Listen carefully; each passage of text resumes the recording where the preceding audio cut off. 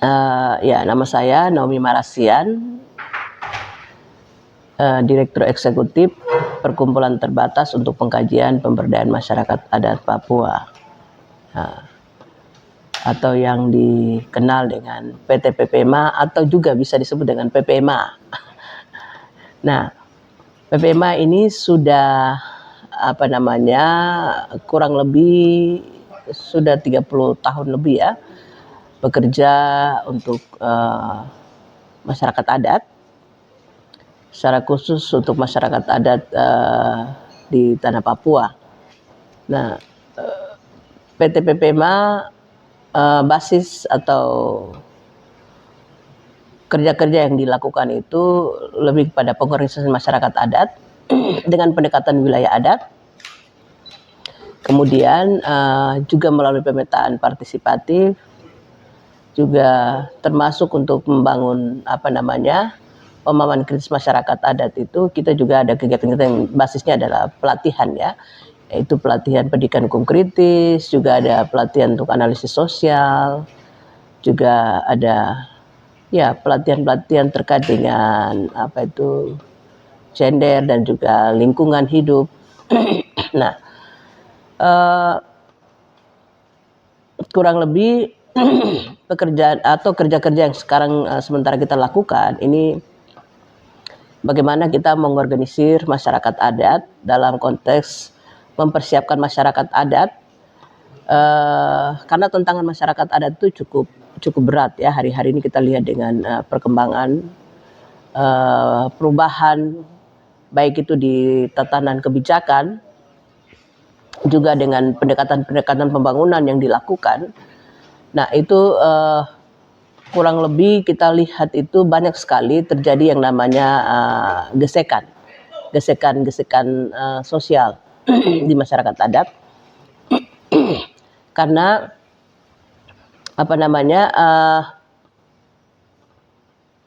masih belum melibatkan masyarakat adat itu secara baik dalam konteks sebagai subjek hak ya, dalam sebuah ruang di mana masyarakat adat itu sebagai pemilik hak adat gitu, hak adat atau hak ulayat atas tanah, hutan dan sumber daya alam mereka. Oleh sebab itu penting sekali untuk kita mendorong sebuah pemahaman terhadap masyarakat adat, guna juga mempersiapkan masyarakat adat untuk menghadapi tantangan atau perubahan yang akan masuk ke dalam wilayah adat mereka. Nah, oleh sebab itu masyarakat adat ini perlu diorganisir itu, baik itu dalam sebuah wadah atau kelembagaan, tapi juga diorganisir dalam konteks unit sosial masyarakat adat di tingkat basis yang paling rendah, itu adalah kampung ya.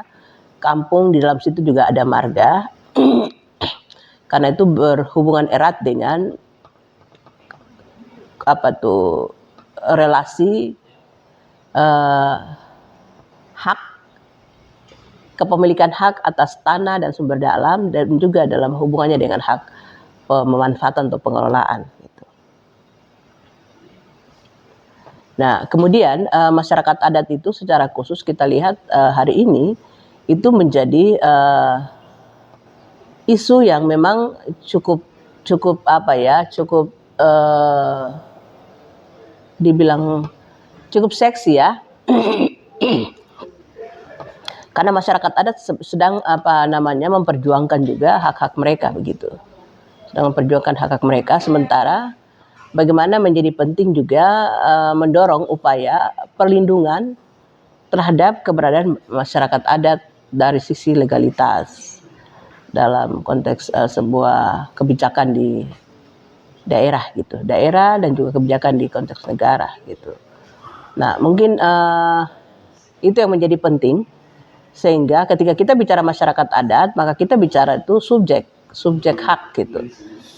Nah, oleh sebab itu subjek hak dalam konteks masyarakat adat itu adalah masyarakat adat di mana mereka punya hubungan yang begitu erat atau kuat dengan wilayahnya, atau secara sejarah itu bisa membuktikan keterhubungan dia dengan wilayahnya, dan mereka itu juga masyarakat adat yang punya sistem atau peranata sosial.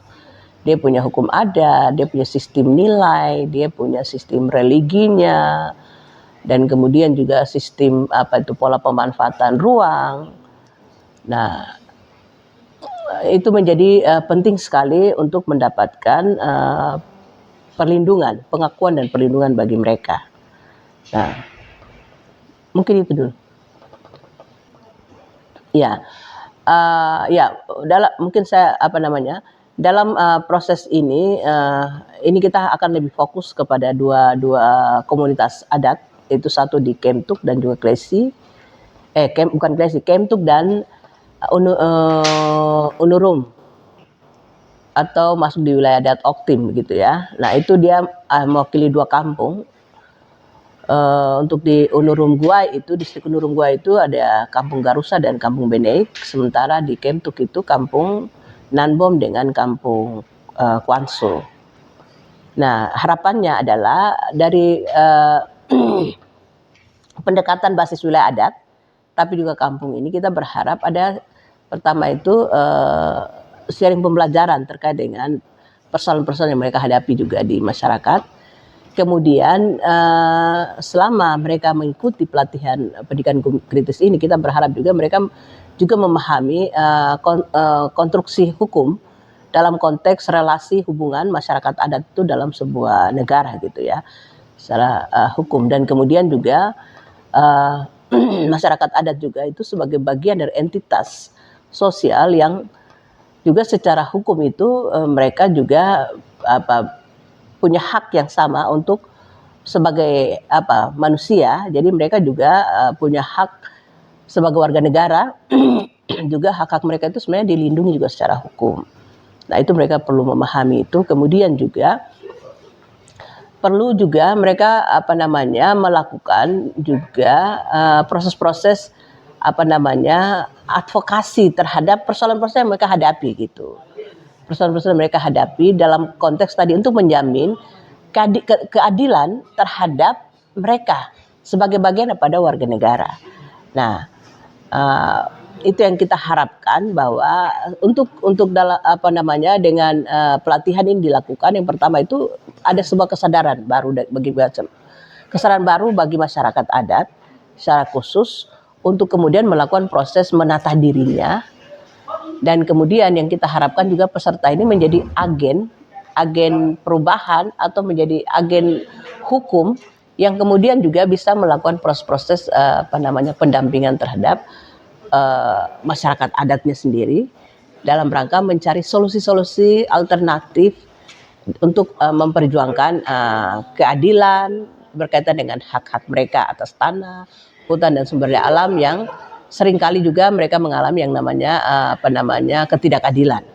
Nah, itu yang kita harapkan. Dan proses yang lain bahwa kita berharap bahwa dengan pelatihan ini juga mereka semakin juga mendapatkan kepercayaan diri mereka bahwa sebagai entitas masyarakat adat itu mereka punya hak-hak itu dijamin loh dalam sebuah negara. Itu kebebasan untuk berpendapat itu dijamin gitu.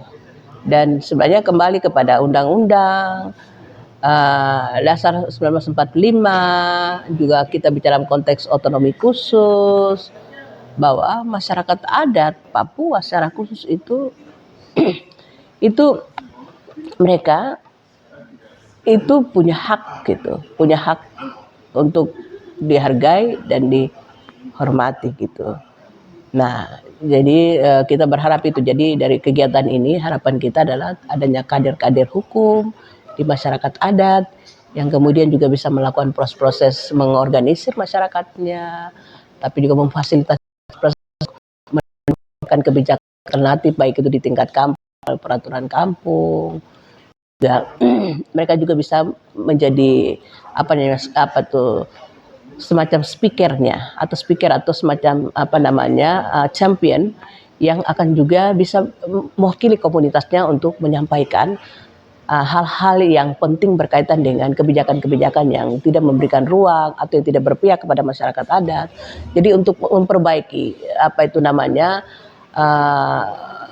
menjadi speaker daripada masyarakat adat untuk memperjuangkan hak-hak mereka begitu, baik itu di kampung, tapi juga di distrik, bahkan di komunitasnya, bahkan di tingkat kabupaten dan juga bahkan di tingkat yang lebih tinggi.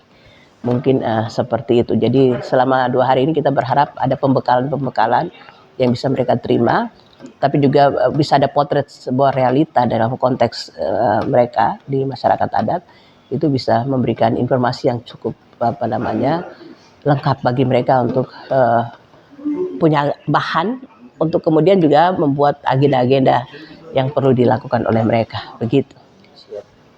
Terima kasih.